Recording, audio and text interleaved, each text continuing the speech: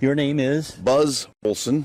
And Buzz, I chatted with you a bit yesterday, and I found you had a very interesting perspective on the history of this whole activity, and Indeed. I wanted to have you share some of those things with us because you're a drummer. Yes, indeed. Obviously, and I saw you talking on the microphone yesterday, so you were doing some of the announcing. Yes, I did. Yeah. Friday night, I announced the program.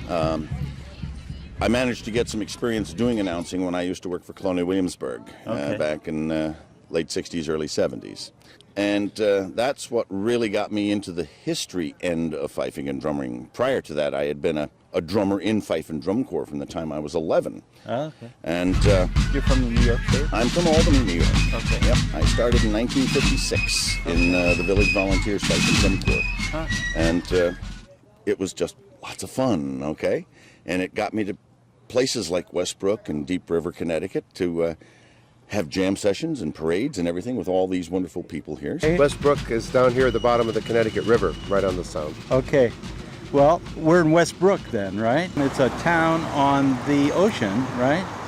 And this is where they have this ancient muster every year? Yeah, my first year here was 1965. I've been back every year.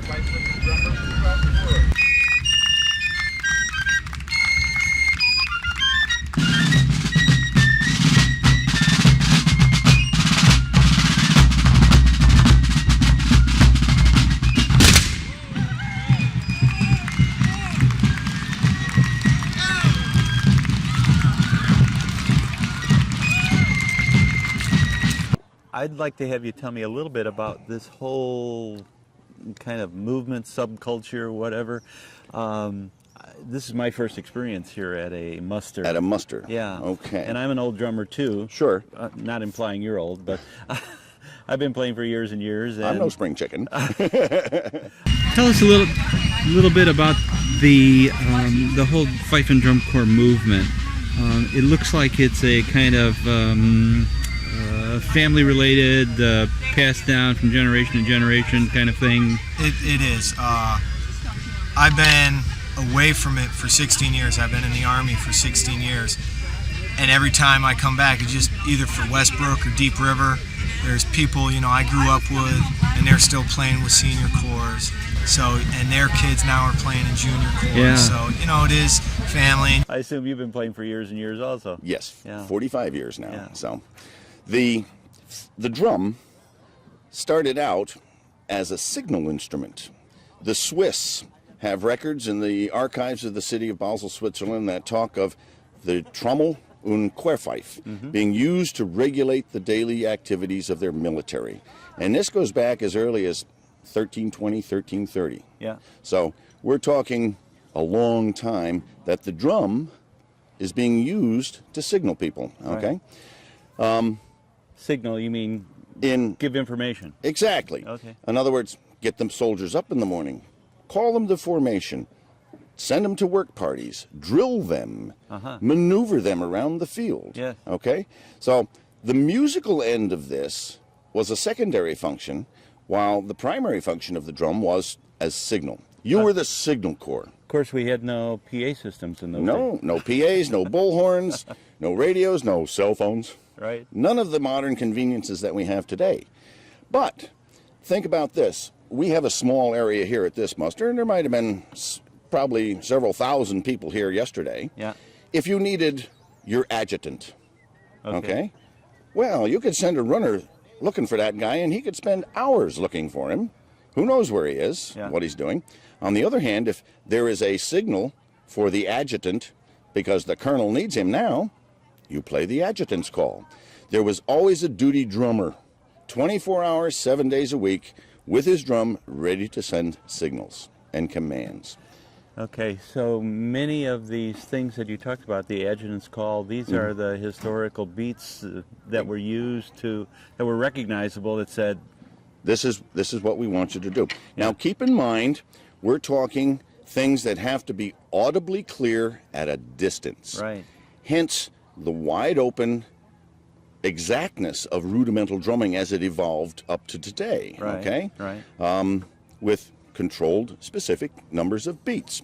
Let me just give you the adjutant's call. Okay.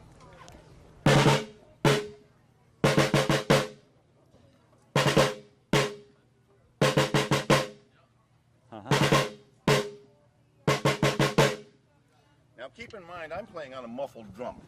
Okay. Muffled drums didn't start muffling drums probably until the 1930s. Yeah.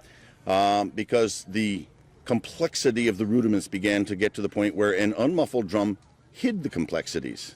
Okay? Okay. Now, modern drummers today, they're so used to that nice, crisp, clean, dat, dat, dat, dat, dat. They call them Ricky Tick drums now. Ricky Tick drums, exactly.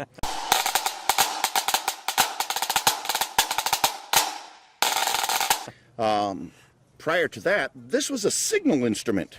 Yeah. And it needed to be heard a long way. Right. Okay? Yeah. So consequently, you have wide open rudiments, and everybody had to learn the rudiments and the beatings, so that when the signal was played here, a drummer down the line in the next camp would play the same signal, and the drummer in the next camp down would play the same signal, so that we were getting the information.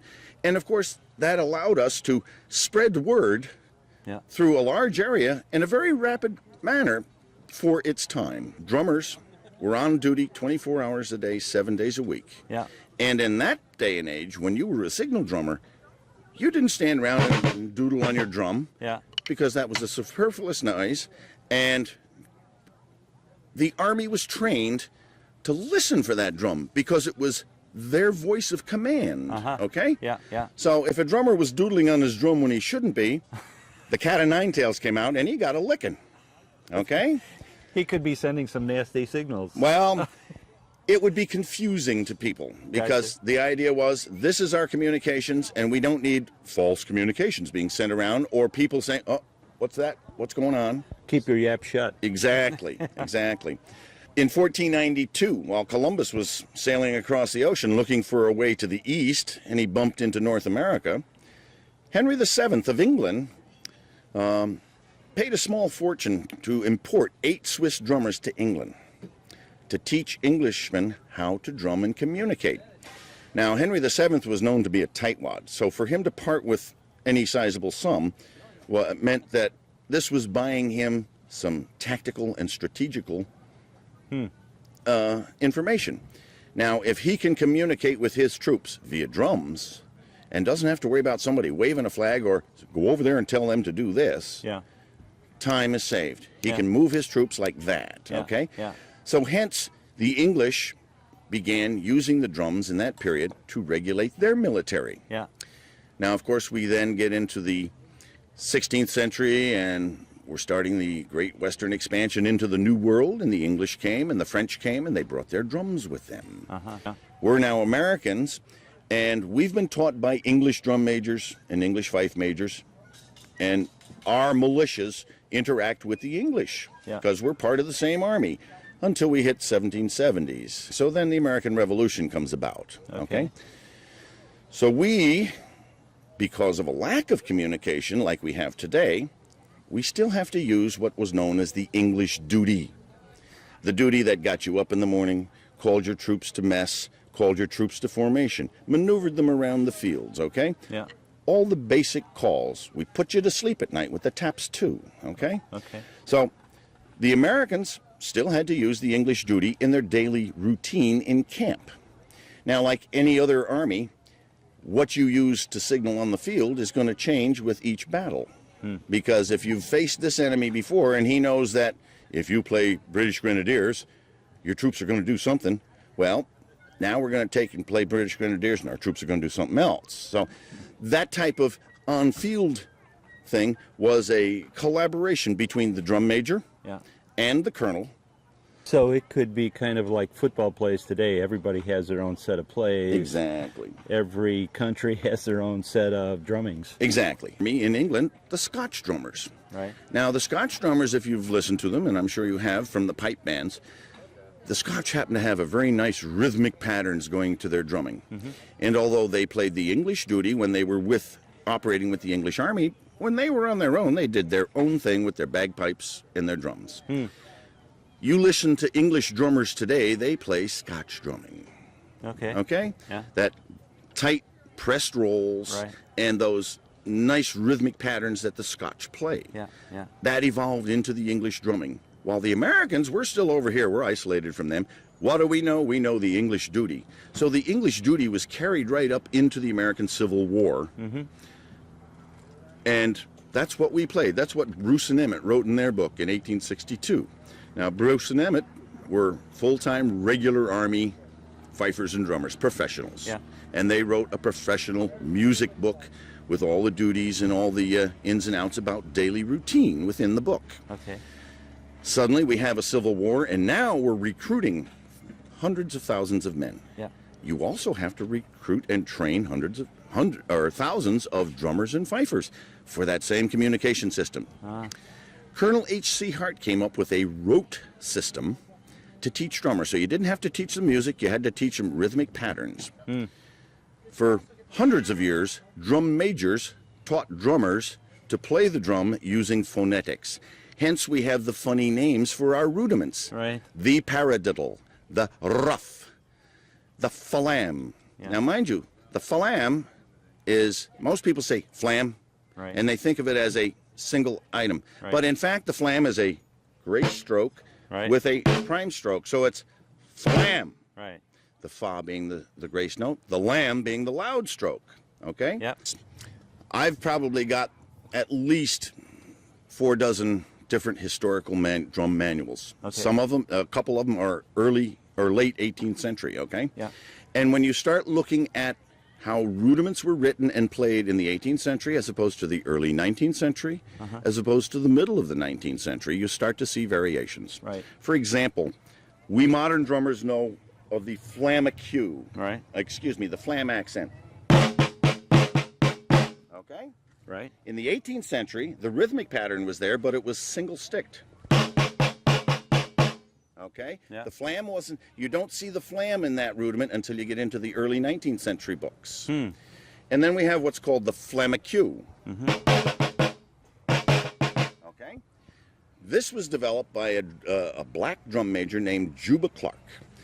But when you're marching down the street and you're in a parade and you want to play some music with a little Bounce. jive in Yeah. it, Yeah. you put that beat a little off, so it's.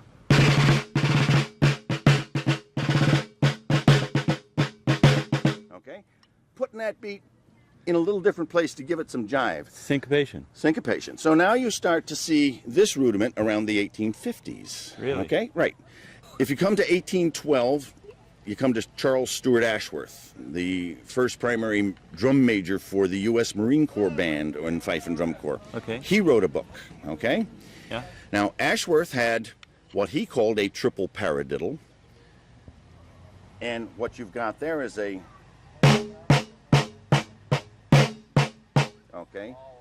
Tap, diddle, diddle, diddle, tap, diddle, diddle, diddle. Okay? Okay. Okay? Okay. That's different for me. Right. Yeah. And it's different for a lot of people here. Yeah. So, rudiments evolved over the centuries and became more and more sophisticated. And when you start looking at the daily duties that these guys played, and think about it, these drummers played this stuff every day of their life that they were in the Army.